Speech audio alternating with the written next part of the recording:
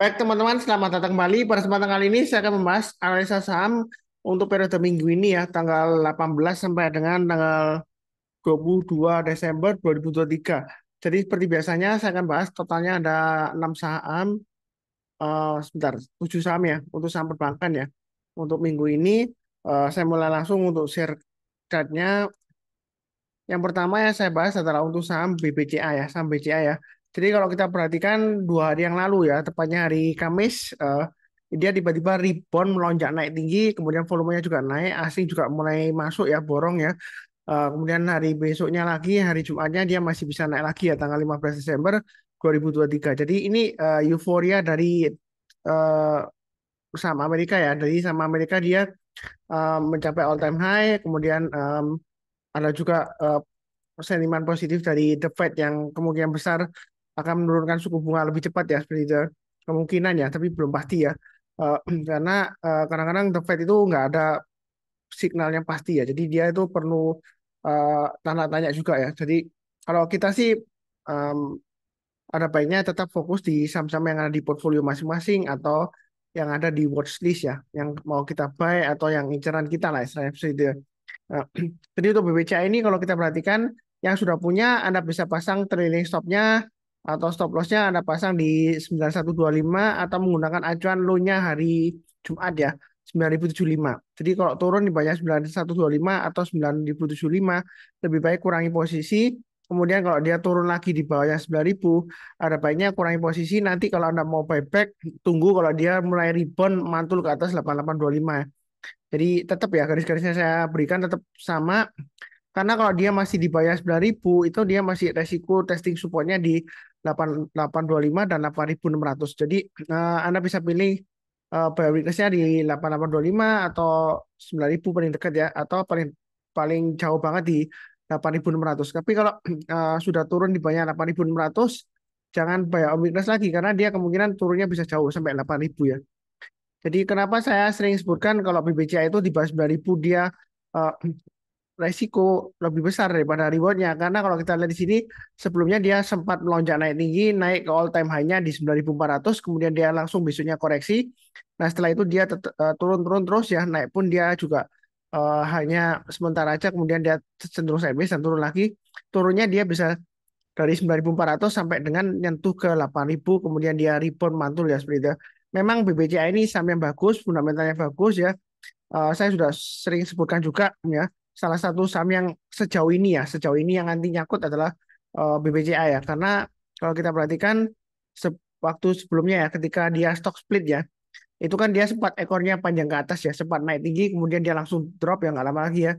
Nah, walaupun Anda nyangkut beli waktu itu, tunggu 1 tahun paling lama ya, Anda bisa jual BEP ya, break even point lah istilahnya. Nggak rugi dan juga nggak untung. Mungkin rugi sedikit dari eh, kena fee beli dan jualnya ya. Kalau misalnya Anda sebelumnya beli di pucuk, kemudian nyangkut, nggak- tunggu, Anda nggak rugi besar ya. Paling tidak Anda mendapatkan dividennya ya. Jadi sejauh ini memang BBCA itu anggapannya orang-orang sering menyebutkan dia itu saham yang mahal ya seperti itu ya. Kemudian lemot, ya dari dulu pasti seperti itu. Selalu dikatakan saham yang mahal. Padahal dalam 5 tahun dia bisa bagger ya. Kalau kita lihat 5 tahun dihitung dari all time high yang baru di 9850 itu kalau 5 tahun ke belakang dia sudah bagger ya. Belum lagi dihitung dengan dividennya yang dia rutin terus bagikan dividennya seperti itu ya. Memang BBCA ini dia solid defensif ya. Buktinya waktu COVID dulu saya pernah nggak sempat jual BBCA ya karena dia langsung drag down ya. Kalau saya jual lagi, saya banting lagi nanti lossnya dalam waktu itu kan orang-orang pada panik ya. Nah buktinya dia bisa recovery bahkan dia bisa higher high ya seperti itu. Karena dia performanya bagus. Nah untuk ketidakpastian di tahun 2024 ya, saya rasa sih untuk sektor perbankan itu masih cukup menarik ya. Apalagi kalau bank yang konservatif seperti BCA dia nggak terlalu agresif, harusnya masih cukup bagus dalam perkembangannya mengenai pertumbuhan labanya masih cukup menarik ya seperti itu. Kalau lebih cukup, berikutnya BBNI, bagaimana Pak Sunar BBNI ini dia kalau kita lihat dia akan berusaha untuk nembus naik ke atas 5425 ya. Ini all time high sebelumnya. Nah kalau kita lihat memang ini area resistennya yang saya gambarkan 5400. Jadi dia sudah punya, jangan lupa pasang trailing stopnya. Nah ini trailing stopnya bisa pakai acuan dari ini ya, 5350. Nah kalau sudah ditutup di bawahnya, Anda pakai acuan support berikutnya 5200 ya, atau MA20-nya.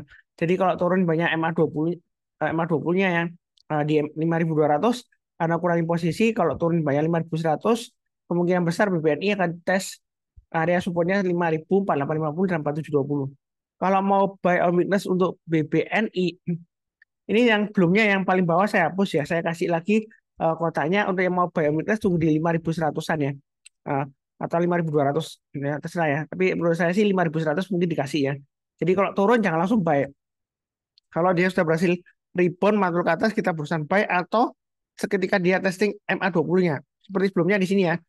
Dia lompat naik ya, ada gap di sini, kemudian dia tutup gap, turun. Nah, ketika dia rebound lagi mantul ke atas, besok paginya atau sorenya menjelang penutupan, Anda boleh buy. Nah, dia masih bisa naik lagi. Kalau misalnya buy on weakness di bawah Anda nggak dikasih, kita buy high sell higher. Jadi kalau naik ke atasnya 5425, yang belum punya kalau mau buy silakan ya, buy high sell higher, atau yang sudah punya kalau mau tambah lagi average up silakan, target price berikutnya masih bisa ke 5.600 dan 5.800 ya. Itu untuk BBNI. Intinya untuk BBNI selama dia bertahan di atasnya 5.000 masih ada peluang untuk breakout lagi higher high ya. Dengan targetnya di 5.600 dan 5.800. Memang uh, range-nya agak jauh ya karena dia kalau kita lihat di sini ketika dia mencapai 5.425 kemudian dia turunnya bisa dalam sampai 4.720. Jadi tetap waspada. Kalau turun-turun terus ya kita jangan di average down, tunggu dia rebound mantul ke atas kita berusaha buy. Ya. Jadi kita lihat seperti ini ya. Jadi dia ditembus dari atas ke bawah MA20-nya. Jadi selama MA20-nya itu masih mengarah ke bawah dan juga harganya masih di bawahnya ya kita masih belum buy. Nah, untuk buy di sini kan kesempatan untuk buy ya. Jadi ketika dipotong ke atas MA20-nya sudah melandai. Ya, sebelumnya kan dia turunnya lumayan tajam. Nah, ini sudah mulai terlihat melandai. Jadi kesempatan kalau dia mulai rebound lagi, mantul ke atas, kita berusaha buy ya. Mungkin di sini atau sini ya, yang sebelumnya ya. Jadi sama juga. Nanti ini kalau misalnya dia koreksi lumayan dalam, ya mungkin kejadiannya hampir sama seperti ini. MA20-nya mungkin terkoreksi turun, melandai, terus kemudian kalau price-nya breakout, kita berusaha buy. Ya. Tapi saya nggak mendoakan turun, nggak. Saya doakan akan tetap naik lagi. Ya. Biasakan kita selalu think positif ya. Kalau sudah naik, jangan didoakan turun. Ya. Saya sudah sering sebutkan eh, ya, jangan karena Anda egois, Anda pengen murah, Anda doakan turun nggak. Takutnya nanti doanya dikabulkan, dikasih murah tapi nanti nggak naik-naik. Ya, karena dia turun lagi dan trennya masih downtrend. Kalau downtrendnya masih kuat ya dia akan lower low lagi, lebih rendah lagi ya. Sampai kapan kita nggak tahu.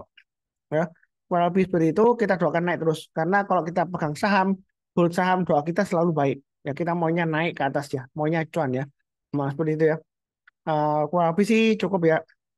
Berikutnya BMRI, BMRI saya masih hold ya.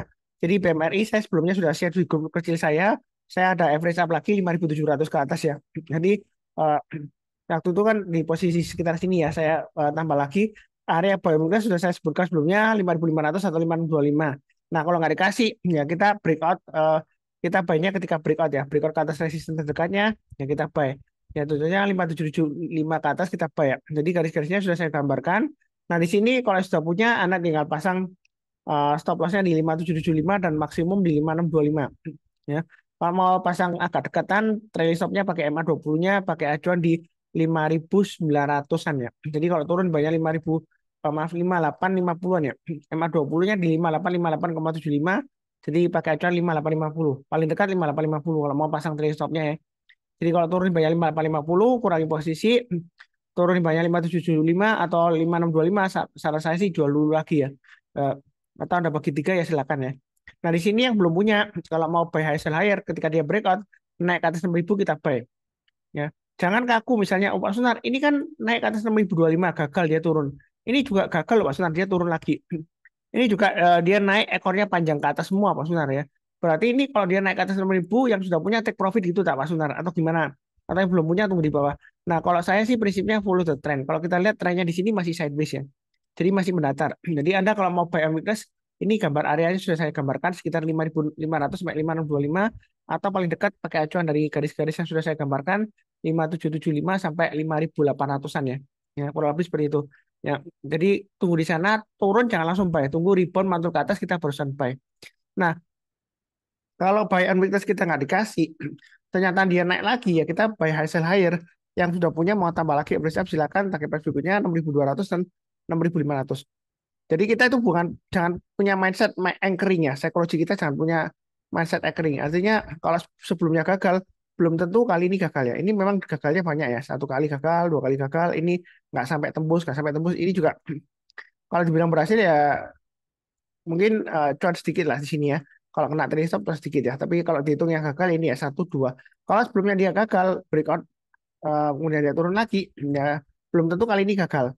Ya, tapi belum pasti berhasil juga. Yang penting tetap pasang trailing stopnya atau stop lossnya.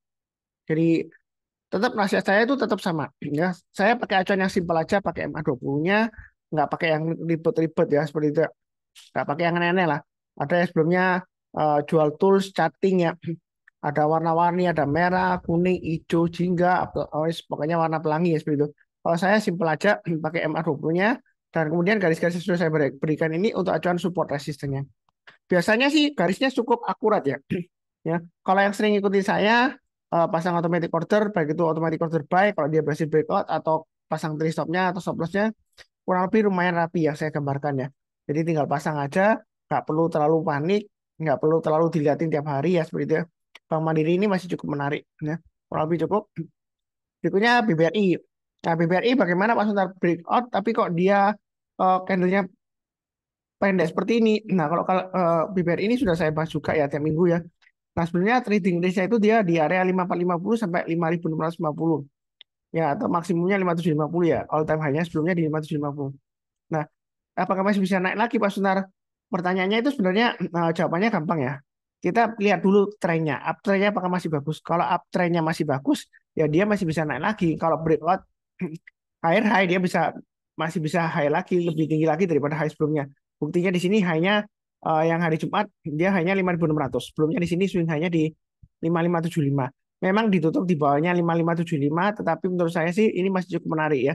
Karena MA20-nya masih mengarah ke atas, kemudian harganya masih di atasnya MA20-nya ya. Kalau mau buy on weakness, bisa tunggu di MA20-nya di 5350 atau di bawahnya lagi 5175 dan maksimum di 5000. Paling dekat di 5450 ya kalau mau buy on weakness. Jadi buy on weakness itu artinya kalau turun jangan langsung buy. Seperti ini ya. Contohnya turun turun turun Pak Sunar, jangan langsung buy. Tunggu kalau dia coba mulai rebound mantul ke atas kita berusaha buy. Mungkin di sini dia rebound mantul ke atas buy ya. Ternyata gagal Pak Sunar, dia turun lagi. Ya kalau mau eh, pasang trade stop boleh, stop loss boleh, tapi kalau belum kena stop lossnya ya kita hold dulu ya. Kalau misalnya wah Pak Sunar saya sudah pasang stop lossnya di 5400, ternyata dia kena stop loss, ya nggak apa-apa. Tapi kalau dia berhasil naik lagi di bond mantul ke atas kita berusaha buy. Memang di sini ada gap ya. Nah, gap ini memang biasanya seperti ini gapnya ditutup, tapi nggak pasti ya, nggak pasti ditutup. Kapan ditutupnya nggak tahu. Bisa saja minggu ini ditutup, bisa minggu depan atau bulan depan atau nggak pernah ditutup ya mungkin aja ya seperti itu ya. Jadi kita nggak akan pernah tahu pasti karena kalau kita lihat di eh, chartnya IHSG itu banyak gap yang nggak ditutup ya, yang belum belum ditutup, belum pernah ditutup sampai sekarang. Nah, kalau kita lihat di sini, ini masih bisa ada peluang untuk breakout ke atas 5750 dengan target price-nya di 6000 ya. Kalau kita lihat di sini MA20-nya masih cukup menarik sih. Ya buy weakness saja kalau yang nggak keburu-buru ya. Nah, kurang lebih sih seperti itu. Cukup ya. Untuk perbankan ini yang saya bahas, yang saya punya adalah BBCA dan BMRI ya. Bukan berarti yang BBNI dan BBRI dan lain-lain jelek enggak ya. Ya saya punya hanya dua aja. Ya kurang lebih cukup ya. Berikutnya BNGA. BNGA masih sideways dan sideways-nya cenderung menurun ya. Sideways-nya dia di area sekitar 1600 sampai dengan 1735. Jadi kalau kita lihat di sini, kalau dia berhasil breakout lagi, higher high lagi ke atas 1700, yang mau buy high sell higher atau tambah lagi average up silakan pasang stop loss-nya di low-nya 1675. Target price berikutnya di 1735 dan 1800. Jadi dia itu masih sideways ya untuk BNGA ya. Kurang lebih sih cukup. Berikutnya untuk PNBN.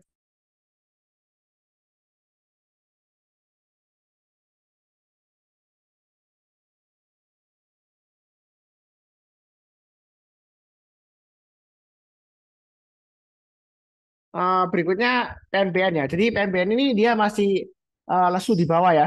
MA20-nya masih cenderung lesu di bawah. Memang masih melandai, tapi dia itu terakhir dia breakdown ya. Dari MA20-nya. Nah ini kalau dibilang dia testing MA20-nya memang dia lagi testing ya. Dia berusaha ditembus ke atas, tapi sayangnya penutupannya itu dia gagal ya. Tapi ini area buy weakness sudah saya sebutkan di 1090. Jadi kalau ditutup turun di bawah 9090 kita jangan langsung buy. Tunggu kalau dia berhasil rebound mantul ke atas kita berusaha buy. Jadi yang sudah buy sih nggak apa-apa. Pasang stop lossnya pakai acuan dari swing low-nya yang tanggal 13 Desember di 1060. Kalau turun di bawah 1060 ya, kita jual dulu sebagian. Tapi perlu diingat kalau dia turun gagal di bawahnya 1035 turunnya, ya kita jual dulu semuanya. Yang mau buy on weekly sekarang untuk PNBN ini lumayan menarik juga ya. Tapi baiknya bertahap aja, naik ke atas 1110 kita tambah lagi average up, target price berikutnya 1150 dan 1190 ya untuk PNBN ya. Jadi baiknya jangan terlalu agresif, dia masih sideways, tapi sideways-nya itu di jalur downtrend-nya. Jadi saran saya sih bertahap aja, jangan terlalu agresif banget sampai HK sebanyak-banyaknya enggak ya. Karena dia cenderung masih sideways dan ini kalau kita lihat kalau dia gagal lagi bertahan di atasnya 1090 dia gagal, dia turunnya bisa dalam. Bisa turun di bawah 1035. Ya kalau kita lihat di bawah 1035 ini turunnya bisa sampai area ya dalam banget lah ya sampai 750 di sini ya kurang lebih area garis support sebelumnya. Kurang lebih sih cukup ya untuk PNBN. Berikutnya untuk BRIS. BRIS uptrend-nya masih cukup bagus. Tahu dari mana Pak Sunar? MA20-nya mengarah ke atas. Harganya masih di atas MA20-nya. Untuk area buy on weekly saya sudah sebutkan ya. Ini sebelumnya bukan karena sudah naik itu saya bahas enggak. Saya sudah sering sebutkan kalau dia turun memotong MA20-nya dari atas ke bawah ketika dia berhasil memotong kembali ke atas ya. Walaupun ini langsung naik melonjak, tapi kalau dia menjelang penutupan atau besok paginya masih di atasnya MA20-nya, Anda boleh buy. Jadi yang belum punya kalau mau langsung buy boleh atau tunggu lagi di 1680 ya. Kalau 1680 dites lagi turun di bawah 1680 kemudian rebound mantul ke atas kita barusan buy ya seperti itu ya. Area buy bonus ini sudah saya kotakin di sini ya. Seharusnya sudah buy ya di sini ya. Nah, kalau misalnya mau tunggu lagi di bawah ya sekitar 1600.